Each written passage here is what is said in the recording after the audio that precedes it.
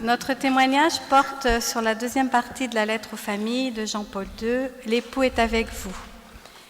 Alors, on a repris, voici le résumé qu'en faisait Jean-Paul II. « Chère famille, la célébration de l'année de la famille m'offre l'heureuse occasion de frapper à la porte de votre maison, moi qui voudrais vous saluer avec une grande affection et m'entretenir avec vous. Je suis intimement persuadée que l'amour en vérité est plus grand que tout et qu'il est capable de dépasser et de vaincre tout ce qui n'est pas l'amour. La famille est le centre et le cœur de la civilisation de l'amour. Elle est le grand mystère de Dieu.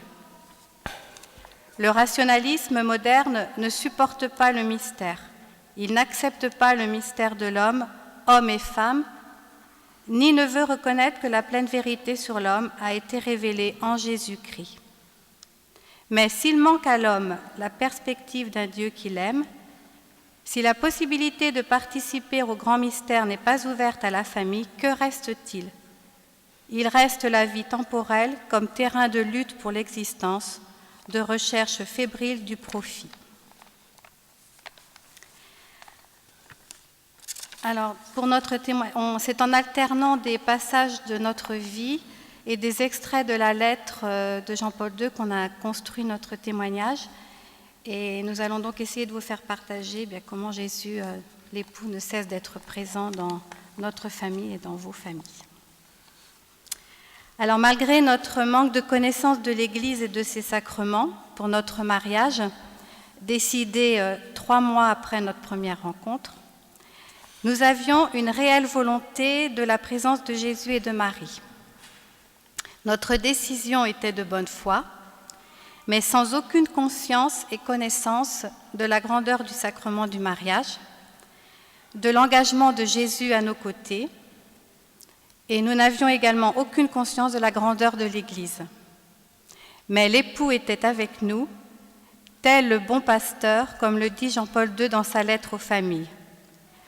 Le bon pasteur lutte pour vous amener dans les pâturages où trouver la vie et la trouver en abondance. Saint Jean-Paul II continue, « Le Christ est proche de vous. Il arrive aussi qu'il se tienne à la porte et qu'il frappe, attendant que la porte lui soit ouverte pour pouvoir entrer et prendre son repas avec vous. » Donc, on frappe à la porte. Nous ouvrons. Bonjour madame, bonjour monsieur. Connaissez-vous la revue La Tour de Garde? Et nous de répondre, entrez donc. Après 2 entrevues avec les témoins de Jéhovah, l'époux se fait plus pressant et nous envoie la Sainte Vierge pour veiller sur nous, par le biais d'une conférence sur les différentes apparitions. Conférence qui a lieu à 7 km de la maison, salle des pompiers à Saint-Père-en-Retz. Et là, Mère Marie-Augusta travaillait déjà avec l'époux, car pour cet épisode, et sans le savoir, nous allions vivre le jamais l'un rien sans l'autre. Oui, là je raconte un peu plus naturellement. Donc à la sortie de l'école, une maman me propose une invitation justement pour cette réunion pour les conférences de la Sainte Vierge. Et je l'ai prise en me disant, en arrivant à la maison, je la jette. Et là, je me suis dit, mais non, en tant qu'épouse, je la montre à Thierry avant, on la lit ensemble, et ensuite, on la balancera par contre. Mais je ne voulais vraiment pas la jeter sans la faire voir à Thierry. Et après tout ce qui en est découlé, c'est clair que l'époux est avec nous, que Marie-Augusta travaillait et qu'on commençait à vivre jamais rien l'un sans l'autre. Donc on tenait chacun à nos arguments. Moi, c'était nous avons du mal à suivre notre religion, nous n'allons pas aller nous perturber avec des apparitions. Les témoins de Jéhovah sont au top pour répondre à toutes les questions et à nous aussi de nous tenir au courant sur notre propre religion. Mon orgueil de fourrage en avait pris un coup. La Providence agit rapidement et matériellement tout s'organise. En une journée, pour la garde des enfants, et pour nous rendre à ce rendez-vous où l'Esprit Saint allait s'engouffrer dans cette petite ouverture de notre porte que nous voulons bien lui laisser. Reprenons la lettre aux familles de Jean-Paul II. Il nous dit « L'amour, pour être beau, doit être un don de Dieu, greffé par l'Esprit Saint dans le cœur des hommes. L'Église, qui en est bien consciente, demande à l'Esprit Saint de descendre dans le cœur des hommes lors du sacrement de mariage. Voyez l'admirable patience de l'époux. 8 ans après notre mariage, l'Esprit Saint donné au jour de notre mariage se révèle avec puissance ce jour-là. Le Saint-Père nous dit aussi, Jésus annonce la vérité sur le mariage en parlant avec des pharisiens et en expliquant que l'amour qui est de Dieu, amour tendre et responsable, est source d'exigences profondes et radicales. C'est ainsi qu'il y a 23 ans, donc en ce mois de février 92, nous expérimentions cette radicalité de l'amour de Dieu. Découvrant mot après mot les messages de Notre-Dame, nous nous laissions captiver par leur beauté et leur grandeur. Des personnes devenues par la suite des amis se souviennent encore de notre attitude et n'hésitent pas à dire que nous étions comme hypnotisés, saisis par ce qui se vivait. À la fin de la conférence, nous faisions le plein de petits chapelets blancs. Perturbés, nous rejoignions la voiture et là, ensemble, nous nous mettions à pleurer. Pour l'un, pour Thierry, c'était l'inquiétude de savoir si son épouse était partante et non révoltée par tout ce qu'elle avait entendu. Et pour moi-même, c'était une prise de conscience que tout devait changer. Pour tous les deux, le même jour et à la même heure, par l'intercession de Marie, la mère du bel amour, l'époux trouvait sa véritable place chez nous. Ce qui nous a paru le plus évident à mettre en place fut le coin prière et l'apprentissage du chapelet. Ensuite, bien sûr, nous avons ressenti un sentiment d'isolement et d'incompréhension. Nous étions très étonnés du manque d'enthousiasme lorsque nous voulions raconter notre expérience. Une soif d'approfondir ce qui nous arrivait nous mettait à l'affût de toute information et conférence que pouvait proposer l'Église. Devant notre désœuvrement, là encore, l'époux n'arrête pas de veiller. Nous trouvons dans la lettre aux familles ce passage. Vous savez que le bon pasteur est prêt à offrir sa vie pour son troupeau. Il vous conduit par des chemins qui ne sont pas les chemins escarpés et pleins de pièges de nombreuses idéologies contemporaines. Il répète la vérité intégrale au monde d'aujourd'hui, comme lorsqu'il s'adressait aux pharisiens ou lorsqu'il l'annonçait aux apôtres. C'est ainsi qu'au mois de juin 92, le journal Famille chrétienne organise sa rencontre annuelle à Nantes. Nous découvrons la vitalité de l'Église, la joie des familles, la diversité des charismes. Bousculés par un grand nombre de participants, nous décidons de chercher chacun de notre côté un lieu qui nous accueillerait avec nos enfants pour combler notre soif de vivre en vérité.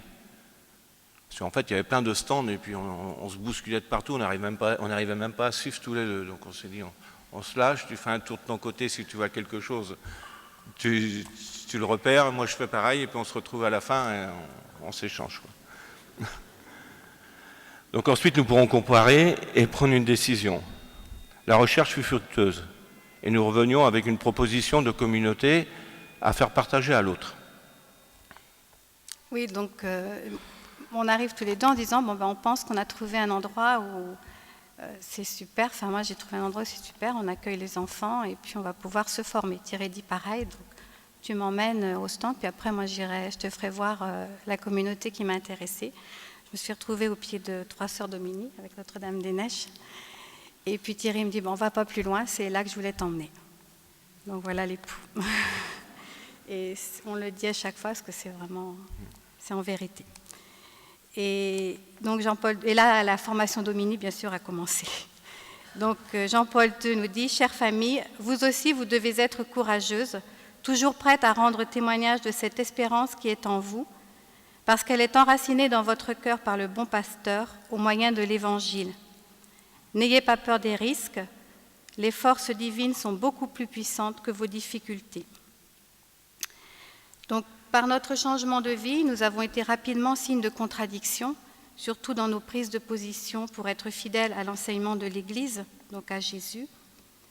Mais l'époux nous accompagne sur notre chemin de formation grâce au Domini, et nos premiers week-ends foyers s'enchaînaient avec pour thème les 10 commandements. Le Seigneur connaissait mieux que personne nos besoins, parce qu'on était vraiment à catéchiser. On démarrait à zéro. Le malin, lui, combinait sans cesse, car le premier soir, j'ai voulu faire mes bagages et partir. Il y avait eu un repas avec des échanges difficiles. Je pleurais d'entendre un des enfants pleurer à la garderie, qui n'arrivait pas à s'endormir. Enfin, c'était génial. Donc Notre-Dame-des-Neiges, avec son fils, veillait et inspirait Thierry de garder son calme et de trouver les mots pour au moins patienter jusqu'au lendemain, car nous avions déjà été touchés en profondeur par les enseignements du soir. Donc après, on est resté. En fait, notre discussion dans notre petite chambre en haut, dans les combles, c'était, mais en fait, la communauté sur tout ce qu'elle a dit, elle a raison. Donc ça ne sert à rien de perdre notre temps à aller voir ailleurs. Donc il faut qu'on reste et puis qu'on persévère. Oui, voilà, il y avait eu des petites attaques pour partir. Par la suite, donc à chaque fois que nous revenions d'un week-end, nous prenions une décision concrète à mettre en place en famille. Le chapelet ayant été notre priorité dès le début de la conversion, par la mise en place d'un cénacle de Don Gobi à la maison, il fut notre pilier, notre socle, pour persévérer avec les enfants dans tout ce cheminement. Quelques exemples, ce fut par exemple la sanctification du dimanche, la mise en place du bénédicité, la découverte d'Humanum Vitae, qui fut pour notre couple la découverte du bel amour selon le plan de Dieu, l'ouverture à la vie, la découverte de la communion des saints, la prière pour nos anges gardiens, pour les âmes du purgatoire, nos premières lectures de vie de saint, les larmes aux yeux. Ce fut d'abord le Saint Curé d'Ars et ensuite l'histoire d'une âme de Sainte Thérèse. Ensuite, elle nous a fait connaître ses parents et on les invoque tous les jours dans notre prière de couple. C'est suivre la liturgie, dans le coin prière, mettre des petits tissus de couleurs pour les enfants, pour également eux aussi les former. C'est découvrir l'Avent, le Carême, le mois de Marie, le mois de Saint-Joseph, faire des pèlerinages et puis organiser le Grand Pardon de Sainte-Anne d'Auray. Un quart pour le Grand Pardon. On n'organisait pas le Grand Pardon. Ah non. Pas encore. Et Jean-Paul II parle aussi de la puissance éducative des sacrements et nous découvrions également la puissance de l'Eucharistie et du pardon. Il nous rappelle également que la vie que nous donne l'époux est pour nous, chers époux, parents et famille. Le Christ n'a-t-il pas institué l'Eucharistie dans un contexte familial au cours de la dernière scène ? Il est proche de vous lorsque vous vous rapprochez de la table eucharistique. Le sacrement de réconciliation est immensément plus grand que le mal agissant dans le monde. Notre combat de parents fut de continuellement se soucier et de prendre soin de l'âme de nos enfants en désirant nous sanctifier nous-mêmes.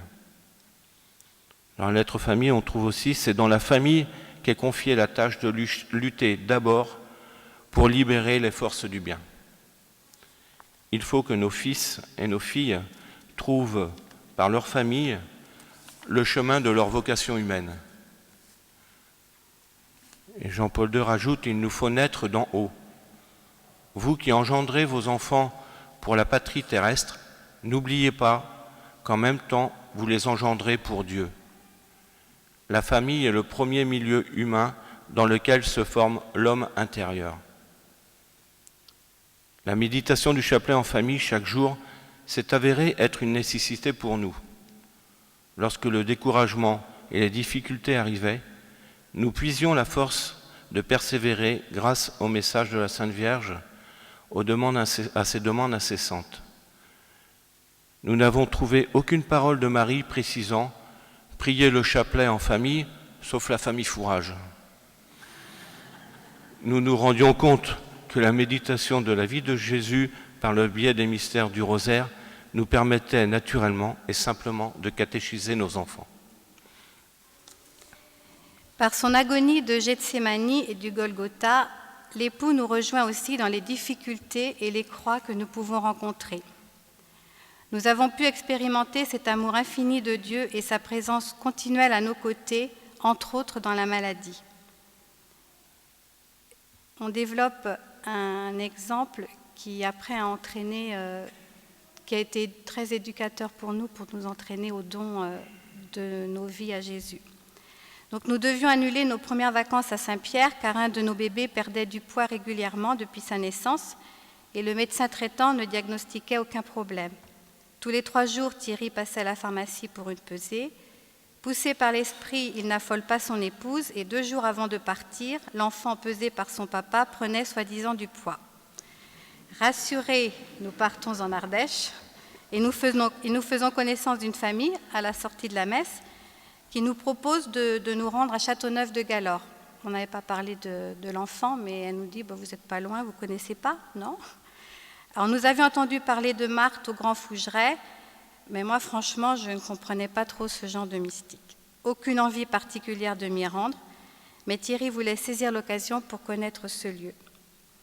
Donc dans la chambre de Marthe, nous vivions un temps de prière familiale paisible, jusqu'au moment où une personne qui est présente pour nous accueillir dépose le bébé sur le petit lit. Alors la panique, je panique complètement, mon cœur de maman pressentait toujours qu'il y avait souffrance pour lui. Je fus rassurée de voir le tableau de Sainte Thérèse et je lui ai demandé son intercession. Et ensuite, en visite au cimetière, par une belle journée ensoleillée, devant la tombe de Marthe, nous avons pu expérimenter la grâce de recevoir une douce rosée sur les bras et le visage.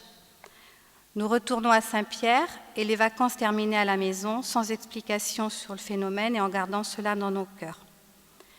La nouvelle inquiétude qui pointa fut une perte de poids de notre enfant pendant les vacances et là, tout a pris du sens.